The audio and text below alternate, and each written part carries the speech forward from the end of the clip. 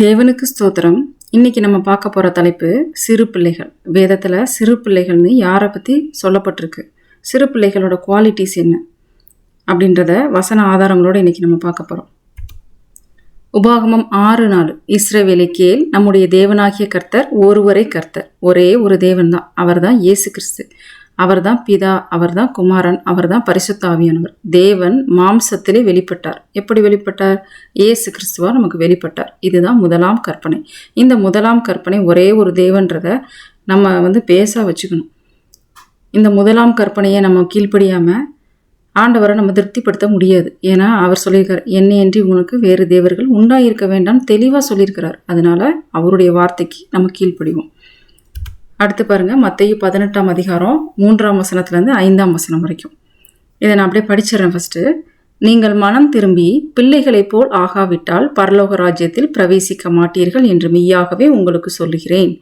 ஆகையால் இந்த பிள்ளையைப் போல தன்னை தாழ்த்துகிறவன் எவனோ அவனே பரலோக ராஜ்யத்தில் பெரியவனாய் இருப்பான்.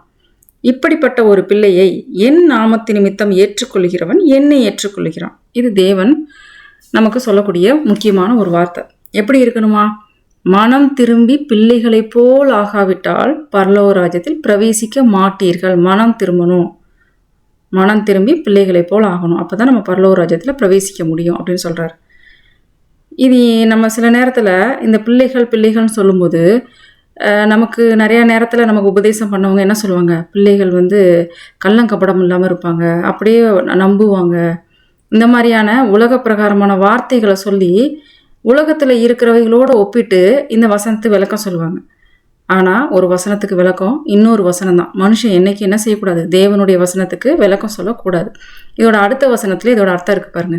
ஆகையால் இந்த பிள்ளையை போல தன்னை தாழ்த்துகிறவன் எவனோ. பிள்ளையோட குவாலிட்டி என்னன்னு தெரிஞ்சிருச்சா? அதோட குணம் என்னன்னு தெரிஞ்சிருச்சா? தன்னை தாழ்த்தணும், மனம் திரும்பணும், அப்புறம் என்ன செய்யணும்? தன்னை தாழ்த்தணும். ஒரு தவறு செய்யும் போது இல்லை நான் அதை செய்யலை அப்படின்னு இருமாப்பா இருக்கக்கூடாது. பிள்ளை என்ன செய்யும்? ஆண்டவரே நான் பண்ணது தவறு தான் அப்படின்றத என்ன செய்யும்? பிள்ளை ஒத்துக்கும். தன்னுடைய நிலைமை என்னன்னு தெரியும். பெருமை கொள்ளாது, இருமாப்பா இருக்காது. ஏன்னா தேவனுடைய அன்பு அதுக்குள்ளே இருக்கும். புரியுதாங்க? ஆகையால் இந்த பிள்ளையை போல தன்னை தாழ்த்துகிறவன் எவனோ அவனே பரலோக ராஜ்யத்தில் பெரியவனாய் இருப்பான்.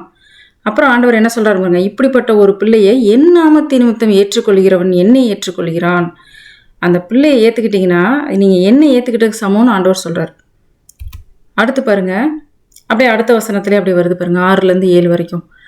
என்னிடத்தில் விசுவாசமாக இருக்கிற இந்த சிறியரில் ஒருவனுக்கு இடரல் உண்டாக்குகிறவன் எவனோ அவனுடைய கழுத்தில் எந்திரக்கல்லை கட்டி சமுத்திரத்தின் ஆழத்திலே அவனை அமிழ்த்துகிறது அவனுக்கு நலமாக இருக்கும். என்ன சொல்கிறார் பார்த்தீங்களா? இதுக்கு முன்னாடி என்ன சொல்லியிருந்தாரு?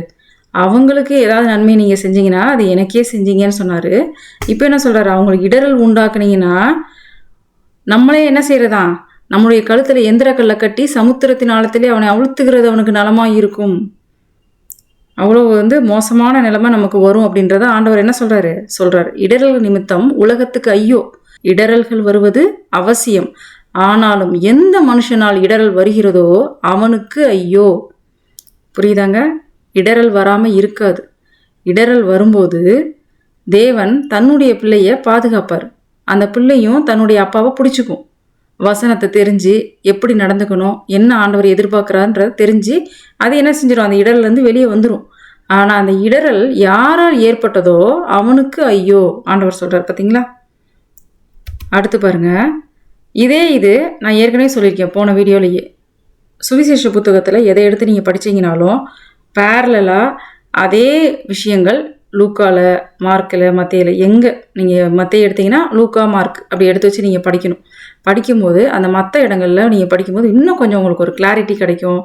அதோட அந்த ரகசியங்கள் உங்களுக்கு புரியும். ஏன்னா எனக்கு ஆண்டவர் அப்படி தான் சொல்லித்தராரு. இப்போ நம்ம மத்தேயில் படித்த விஷயத்தை லூக்காவில் பார்க்குறோம் பாருங்கள். 17ஆவது அதிகாரத்தில் முதல் 2 வசனம். பின்பு அவர் தம்முடைய சீஷர்களை நோக்கி, இடரல்கள் வராமல் போவது கூடாத காரியம், ஆகிலும் அவைகள் எவனால் வருகிறதோ அவனுக்கு ஐயோ. இடரல் வராமல் இருக்கவே இருக்காதுன்னு சொல்லிட்டார். கூடாத காரியம். நம்ம சர்ச்சிலே கூட நம்ம கேட்டிருப்போம் நிறைய பிரசங்கங்கள். என்ன சொல்லுவாங்க? ஆண்டவர் உங்களை இப்படி பாதுகாப்பார், அப்படி பாதுகாப்பார், உங்களுக்கு எந்த கஷ்டமும் வராது, அப்படி இப்படின்னு சொல்லுவார். அப்படிலாம் கிடையவே கிடையாது. உலகத்தில் இருக்கிற வரைக்கும் உபத்திரவம் உண்டு. ஆனாலும் திடன் கொள்ளுங்கள், நான் உலகத்தை ஜெயித்தேன் அப்படின்னு ஆண்டவர் சொல்கிறார். நம்முடைய விசுவாசம் தான் உலகத்தை ஜெயிக்கிற ஜெயம்னு வசனம் சொல்லுது. உலகத்தில் இடரல் உண்டு, புரியுதாங்க? ஆண்டவர் தெளிவாக சொல்கிறார் பாருங்க, இடரல் வராமல் போவது கூடாத காரியம் ஆகிலும் அவைகள் எவனால் வருகிறதோ அவனுக்கு ஐயோ. சீஷர்கள் யார் அப்படின்றது, இந்த சிறுவர் யாருன்றது கடைசியில் வரும். ஆலயத்துக்கு போகிற எல்லாருமே சீஷர்களா? கிடையவே கிடையாது. பைபிள் எடுக்கிறேன், நான் படிக்கிறேன், நான் சீஷனா? கிடையாது. எனக்கு நிறைய அறிவு இருக்குது, நிறையா பணம் வந்து நான் ஊழியத்துக்கு நான் கொடுக்குறேன், காணிக்க கொடுக்குறேன் அப்படின்னு நீங்கள் சொன்னீங்கன்னா அதெல்லாம் அந்த சீஷனில் வரவே வராது. அது பின்னாடி இருக்குது அந்த ரகசியம். இப்போ நான் வந்து இந்த வசனத்தை மட்டும் அப்படியே சொல்லிகிட்டே போகிறேன். அந்த கடைசியில் சொல்லும்போது உங்களுக்கு இது நல்லா இன்னும் கொஞ்சம் நல்லா புரியும். அவர் தம்முடைய சீஷர்களை நோக்கி என்ன சொல்லிட்டாரு? இடரல் வராமல் போவது கூடாத காரியம் ஆகிலும் அவைகள் எவனால் வருகிறதோ அவனுக்கு ஐயோ அப்படின்னு சொல்லிட்டு அடுத்து என்ன சொல்கிறாரு? அவன் இந்த சிறுவரில் ஒருவனுக்கு இடல் உண்டாக்குறதை பார்க்கிலும் அவனுடைய கழுத்தில் எந்திரக்கல் கட்டப்பட்டு அவன் சமுத்திரத்தில் தள்ளுண்டு போவது அவனுக்கு நலமாக இருக்கும். இதை ஏற்கனவே நம்ம மத்தேயுவில் பார்த்தோம். இந்த முதல் வசனத்தில் என்ன வருது? தம்முடைய சீஷர்களை நோக்கின்னு வருதா? அடுத்த 2ஆம் வசனத்தில் வரும்போது என்ன வருது? இந்த சிறுவரில். அப்போ சீஷர்களை தான் ஆண்டவர் சிறுவர்னு சொல்கிறார். அடுத்து பாருங்க, திரும்ப மத்தேயுக்கு போகிறோம். மத்தேயு 18ஆம் அதிகாரத்தில் 10வது வசனம் பாருங்க. இந்த சிறியரில் ஒருவனையும் அற்பமாக எண்ணாதபடிக்கு எச்சரிக்கையாக இருங்கள். அவர்களுக்குரிய தேவதூதர்கள் பரலோகத்திலே என் பரமபிதாவின் சமூகத்தை எப்பொழுதும் தரிசிக்கிறார்கள் என்று உங்களுக்கு சொல்லுகிறேன். இது ஆண்டவர் சொல்கிறார். அந்த சிறியருக்குன்னு கொடுக்கப்பட்ட தேவதூதர்கள் என்ன செய்கிறாங்களா? பரலோகத்தில் என் பரமபிதாவின் சமூகத்தில் எப்பொழுதும் தரிசிக்கிறாங்க. அதனால் அவங்கள அற்பமாக எண்ணாதீங்க, எச்சரிக்கையாக இருங்க, கவனமாக இருங்க அப்படின்னு ஆண்டவர் சொல்கிறார். அடுத்து பாருங்க, மார்க் 9ஆம் அதிகாரம் 41வது வசனத்தில், நீங்கள் கிறிஸ்துவனுடையவர்களாக இருக்கிறபடியினாலே என் நாமத்தின் நிமித்தம் உங்களுக்கு ஒரு கலசம் தண்ணீர் குடிக்க கொடுக்கிறவன் தன் பலனை அடையாமற் போவதில்லை என்று மெய்யாகவே உங்களுக்கு சொல்லுகிறேன். சிறியர், சீஷர் அப்படி சொல்லிட்டு வந்துட்டு ஆண்டவர் எப்படி ஒரு விளக்கம் கொடுக்குறா பாருங்க. இது மார்க்கில் வரும். நீங்கள் எல்லாத்தையும் வச்சு படிக்கும்போது தான் உங்களுக்கு வந்து இதோட விளக்கம் புரியும். ஒரு வசனத்துக்கு விளக்கம், இன்னொரு வசனம் வந்தால் பார்த்தீங்களா? அதே வசனம் லூக்காவில் வரும்போது எப்படி இருக்குது? ஒரு எக்ஸ்ட்ரா ஒரு இன்ஃபர்மேஷன் வரும், அவங்க யார் அப்படின்றது டீட்டெயில் உங்களுக்கு வரும். அதனால தான் அந்த சுவிசேஷ புத்தகங்களை உங்களை நான் படிக்க சொல்கிறது. அதையும் ஒப்பிட்டு படிங்க. நீங்கள் கிறிஸ்துவனுடையவர்களாக இருக்கிறபடியினால் நம்ம கிறிஸ்துவனுடையலாம் இருக்கணும். என் நாமத்தின் நிமித்தம் உங்களுக்கு ஒரு கலசம் தண்ணீர் குடிக்க கொடுக்கிறவன் தன் பலனை அடையாமற் போவதில்லை என்று மெய்யாகவே உங்களுக்கு சொல்லுகிறேன். ஆண்டவர் வந்து அதோட பலன் அவர் வந்து என்ன செய்கிறாரு? அவர் கொடுக்குறாரு. கண்டிப்பாக அவர் கொடுக்குறாரு. சரிங்களாங்க? சீஷன் என்னும் நாமத்தின் நிமித்தம் இந்த சிறியரில் ஒருவனுக்கு ஒரு கலசம் தண்ணீர் மாத்திரம் குடிக்க கொடுக்கிறவனும் தன் பலனை அடையாமற் போகான் என்று மெய்யாகவே உங்களுக்கு சொல்லுகிறேன் என்றார். நல்லா பாருங்க, அந்த பழைய இதில் படிக்கும்போது என்ன பார்த்தோம்? நீங்கள் கிறிஸ்துவனுடையவர்களாக இருக்கிறபடியா சீஷன் என்னும் நாமத்தின் நிமித்தம் எவ்வளோ ஒரு வசனத்துக்கு எப்படி ஒரு விளக்கம் அப்படி வருது பார்த்தீங்களா? அதனால தான் சொல்கிறது, ஒப்பிட்டு படிங்க. இந்த தண்ணீரை மாத்திரம் நீ கொடுத்தா கூட அதோட பலனை நீ அடையாமல் போக மாட்டா. அதாவது அவருடைய பிள்ளைக்கு நன்மை செய்கிறவர்களுக்கு ஆண்டவர் அதற்குரிய பலனை தருகிறார். ஏன்னா அவருடைய பிள்ளைக்கு யாராவது ஒருத்தவங்க நன்மை செஞ்சாங்கன்னா அதை தனக்கே செய்கிறத நினைக்கிறாரு. பிள்ளைக்கு யாராவது இடரல் உண்டாக்குனா தனக்கே இடரல் உண்டாக்குனதா ஆண்டவர் நினச்சி அவங்களுக்கு ஐயோன்னு சொல்கிறார். இதுதான் இத்தனை வசனம் நம்ம பார்த்ததோட சாராம்சம். அடுத்து பாருங்க, மத்தேயு 25ஆம் அதிகாரம் 31லேருந்து 33 வரைக்கும். அன்றியும் மனுஷகுமாரன் தமது மகிமை பொருந்தினவராய் சகல பரிசுத்த தூதரோடு கூட வரும்போது தமது மகிமையுள்ள சிங்காசனத்தின் மேல் வீற்றிருப்பார். அப்பொழுது சகல ஜனங்களும் அவருக்கு முன்பாக சேர்க்கப்படுவார்கள். மேய்ப்பனானவன் செம்மறியாடுகளையும் வெள்ளாடுகளையும் வெவ்வேறாக பிரிக்கிறது போல அவர்களை அவர் பிரித்து செம்மறியாடுகளை தமது வலது பக்கத்திலும் வெள்ளாடுகளை தமது இடது பக்கத்திலும் நிறுத்துவார். ஆண்டவருடைய வருகையில் இது நடக்கிறது அப்படின்னு சொல்லிட்டு குறிப்பிடுறாங்க. அப்போ என்ன செய்வாராம்? எல்லா ஜனங்களையும் கூட்டி சேர்க்கப்படுவாங்க. அதில் மேய்ப்பனான செம்மறியாடையும் வெள்ளாடையும் பிரிக்கிறது போல செம்மறியாடுகளை தமது வலது பக்கத்திலும் வெள்ளாடுகளை தமது இடது பக்கத்திலும் அவர் நிறுத்துவாராம். நிறுத்திட்டு என்ன செய்கிறார் அடுத்து?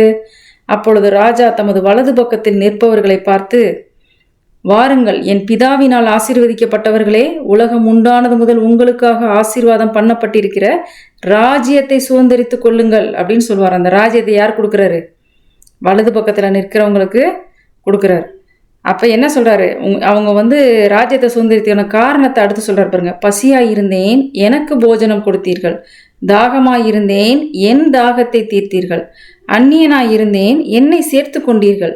வஸ்திரம் இல்லாதிருந்தேன், எனக்கு வஸ்திரம் கொடுத்தீர்கள். வியாதியாயிருந்தேன், என்னை விசாரிக்க வந்தீர்கள். காவலில் இருந்தேன், என்னை பார்க்க வந்தீர்கள் என்பார். புரியுதா உங்களுக்கு? நம்ம ஏற்கனவே என்ன பார்த்தோம்? அவருடைய பிள்ளைக்கு, அவருடைய சீஷருக்கு, கிறிஸ்துவனுடையவர்களுக்கு ஒரு கலசம் தண்ணி கொடுத்தா கூட அது எனக்கே கொடுத்த மாதிரின்னு சொல்கிறாரா? இங்கே எப்படி கொடுத்துருக்காரு? பசியாக இருந்தேன், தான் அந்த பசியாக இருந்த மாதிரியும் தனக்கு போஜனம் கொடுத்த மாதிரியும் எப்படி ஒரு கம்பேர் பண்ணி ஆண்டவர் சொல்கிறார் பார்த்தீங்களா? அடுத்து பாருங்க, அப்பொழுது நீதிமான்கள், அப்போ வலது பக்கத்தில் நிற்கிறது யாரு? நீதிமான்கள். இடது பக்கத்தில் நிற்கிறது யாரு? துன்மார்க்கர். இது உங்களுக்கு புரிஞ்சிடுச்சா? அப்பொழுது வலது பக்கத்தில் நிற்க அந்த நீதிமான்கள் என்ன சொல்கிறாங்க பாருங்க. அப்பொழுது நீதிமான்கள் அவருக்கு பிரதியுத்தரமாக, ஆண்டவரே, நாங்கள் எப்பொழுது உம்மை பசியுள்ளவர்களாக கண்டு உமக்கு போஜனம் கொடுத்தோம்? எப்பொழுது உம்மை தாகமுள்ளவர்களாக கண்டு உம்முடைய தாகத்தை தீர்த்தோம்? எப்பொழுது உம்மை அந்நியராக கண்டு உம்மை சேர்த்து கொண்டோம்? எப்பொழுது உம்மை வஸ்திரம் இல்லாதவராக கண்டு உமக்கு வஸ்திரம் கொடுத்தோம்? எப்பொழுது உம்மை வியாதியுள்ளவராகவும் காவலில் இருக்கிறவராகவும் கண்டு உம்மிடத்தில் வந்தோம் என்பார்கள். அவங்க, நாங்கள் உம்மை பார்க்கலையே ஆண்டவரே, நாங்கள் எப்போ இதெல்லாம் செஞ்சோம் அப்படின்னு சொல்லிட்டு அவங்க கேட்குறாங்க. அதற்கு ராஜா பிரதியுத்தரமாக, மிகவும் சிறியவராகிய என் சகோதரரான இவர்களில் ஒருவனுக்கு நீங்கள் எதை செய்தீர்களோ அதை எனக்கே செய்தீர்கள் என்று மெய்யாகவே உங்களுக்கு சொல்லுகிறேன் என்பார். இப்போ இந்த வசனத்தில் தெளிவாக இருக்குது பார்த்தீங்களா? மிகவும் சிறியவராகிய என் சகோதரரான இவர்களில், சிறியவர், அப்புறம் சீஷன், கிறிஸ்துவனுடையவர்கள் அப்படின்னு சொல்லிட்டு மனம் திரும்பினவங்க அப்படின்னு சொல்லிட்டு நம்ம பார்த்ததை எக்ஸ்ட்ரா ஒரு இன்ஃபர்மேஷன் சேர்த்து என் சகோதரர் அப்படின்னு ஆண்டவர் சொல்கிறார். ஏன் என் சகோதரன் சொல்கிறாரு? எல்லாருமே அவருக்கு சகோதரரா? சரி, அதை வசன ஆதாரத்தோடு பார்ப்போம். அப்போ இத்தனை வசனங்களும் யாரை வச்சு சொல்லியிருக்காரு? யாரை சிறு பிள்ளைகள்னு சொல்லியிருக்காரு, பிள்ளைகள்னு சொல்லியிருக்காரு, சீஷன்னு சொல்லியிருக்காரான்றது இப்போ அடுத்த வசனத்தில் தெரிஞ்சிடும். மத்தேயு 12:50 பாருங்கள்.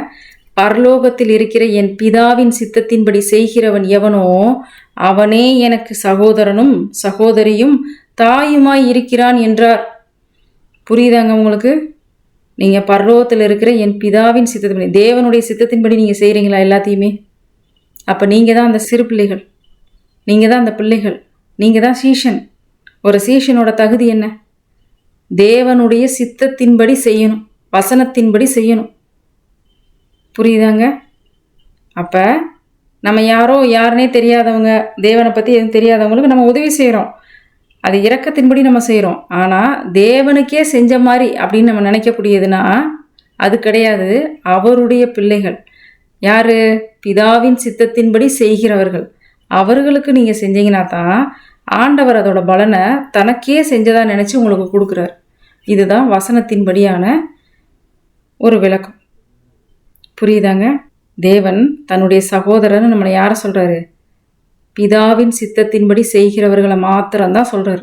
அப்போ அந்த மாதிரி இருக்கக்கூடிய பிதாவின் சித்தத்தை செய்கிற ஊழியக்காரருக்கோ வேற ஒரு சகோதரனுக்கோ சகோதரிக்கோ அவங்க கஷ்டப்பட்டாங்கன்னா அந்த நேரத்தில் நீங்கள் உதவி செய்யுங்க. திரும்ப சொல்கிறேன், கேட்டுக்கோங்க. அவங்க கஷ்டப்பட்டாங்கன்னா, அவங்களுக்கு தேவைகள் இருந்ததுன்னா அப்போ நீங்கள் அவங்களுக்கு உதவி செய்யுங்க. ஒரு சர்ச் வச்சுருக்குறோம், நாங்கள் இத்தனை பேர் செய்கிறோம், அத்தனை பேர் செய்கிறோம். அவங்க பிதாவின் சித்தத்தை செய்கிறாங்களா? உங்களுக்கு தெரியுமா? பிதாவின் சித்தத்தை செய்கிறவங்க மாத்திரம்தான் சகோதரனும் சகோதரியும் தாயுமாய் இருக்கிறான் அப்படின்னு இயேசுக்கு சொல்கிறார். இது எந்த இடத்துல வருது? ஜனங்கள் சொல்கிறாங்க, ஆண்டவரே, உம்முடைய தாயும் உம்முடைய சகோதரன் வெளியே உமக்காக காத்துக்கிட்டு இருக்கிறாங்க உம்மை பார்க்குறதுக்கு அப்படின்னு சொல்லும்போது ஆண்டவர் சொல்கிறார், யார் என்னுடைய தாயார், யார் என்னுடைய சகோதரன் சொல்லிட்டு அந்த ஜனங்களை காமிச்சு அவர் சொல்கிறார். புரியுதாங்க? ஆண்டவரோட சகோதரனா பிதாவின் சித்தத்தை செய்யணும். சரிங்களாங்க? அவங்க மாத்திரம்தான் ஆண்டவர் அந்த சொல்லக்கூடிய சிறு பிள்ளைகள், சிறியர், சீஷன், இது எல்லாமே அவங்களுக்கு மாத்திரம்தான் அது பொருந்தது.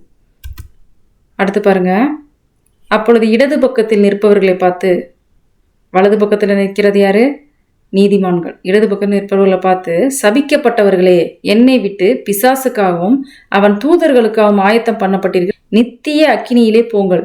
பசியாயிருந்தேன், நீங்கள் எனக்கு போஜனம் கொடுக்கவில்லை. தாகமாயிருந்தேன், நீங்கள் என் தாகத்தை தீர்க்கவில்லை. அந்நியனாயிருந்தேன், நீங்கள் என்னை சேர்த்து கொள்ளவில்லை. வஸ்திரம் இல்லாதிருந்தேன், நீங்கள் எனக்கு வஸ்திரம் கொடுக்கவில்லை. வியாதியுள்ளவனாயும் காவலில் அடைக்கப்பட்டவனாயும் இருந்தேன், நீங்கள் என்னை விசாரிக்கவும் வரவில்லை என்பார். சரி, அடுத்து பாருங்க. அப்பொழுது அவர் அவர்களுக்கு பிரதியுத்தரமாக, மிகவும் சிறியவர்களாகிய இவர்களில் ஒருவனுக்கு நீங்கள் எதை செய்யாதிருந்தீர்களோ அதை எனக்கே செய்யாதிருந்தீர்கள் என்று மெய்யாகவே உங்களுக்கு சொல்லுகிறேன் என்பார்.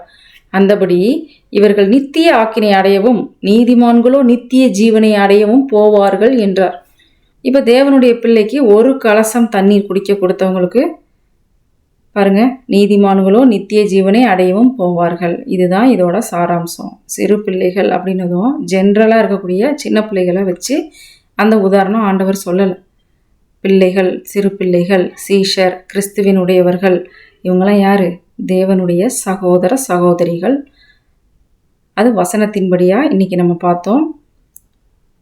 தேவனுடைய சித்தத்தின்படி செய்யணும். அப்பதான் நாம் அவருடைய சகோதரராக இருக்க முடியும். புரியுதாங்க?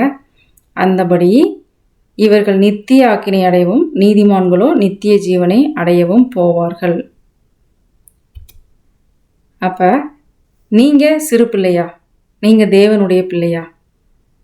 ஆண்டவருடைய சித்தத்தை செய்கிறீங்களா? ஃபஸ்ட்டு அவருடைய சித்தத்தை செய்யணும்னா அவரை பற்றி நீங்கள் தெரிஞ்சுக்கணும். அவருக்கு என்ன செய்யணும்னு, அவருக்கு நம்ம என்ன செஞ்சால் பிடிக்கும், அவருடைய சித்தம் என்ன அப்படின்றத நம்ம தெரிஞ்சுக்கணும்னா யாரையோ ஒருத்தரை கேட்குறதோ, ஆண்டவரே உங்களுடைய சித்தத்தை சொல்லுங்கள், நம்ம உட்காந்து மணிக்கணக்காக ஜெபம் பண்ணுறதோ அது கிடையாது. வசனத்தை படிங்க. இதை செய்யணும், இதை செய்யக்கூடாது, தெளிவாக ஆண்டவர் கொடுத்துருக்குறாரு. நன்றி.